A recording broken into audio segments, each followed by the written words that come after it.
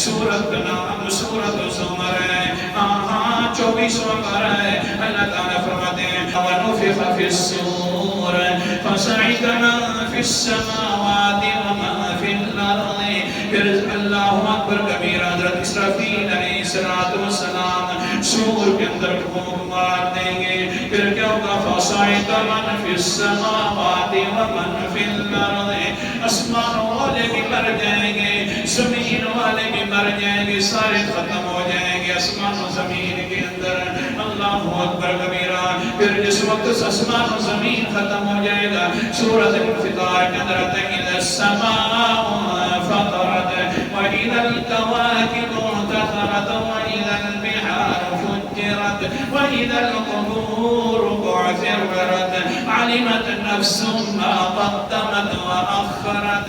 اس دن سور کے اندر پھونک دیا جائے گا, آسمان گر پڑے گا, زمین جو ہے وہ بھی ختم ہو جائے گی.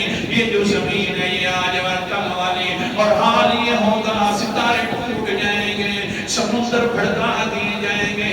یہ سارا کام سور پھونکنے کے وقت ہو جائے گا. پھر کیا ہوگا اللہ اکبر کبیرہ. یہ سارا کام کرنے کے بعد ثم نفخ فیہ اخری فإذا ہم قیام ینظرون.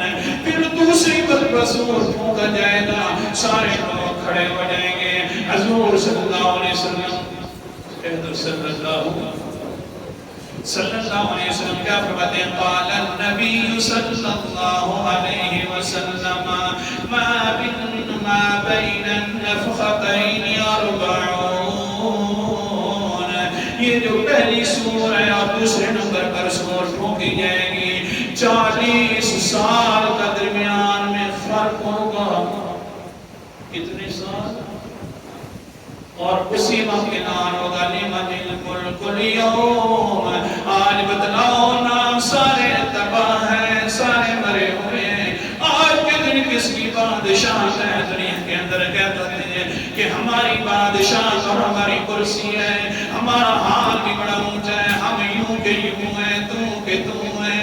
اللہ تعالیٰ پر اعلان فرمائیں گے آج تو ساری بادشاہتیں بھی ختم ہو گئی ہیں, آج ساری وزارتیں بھی ختم ہو گئی ہیں, عمارتیں بھی ختم ہو گئی ہیں, صرف بادشاہ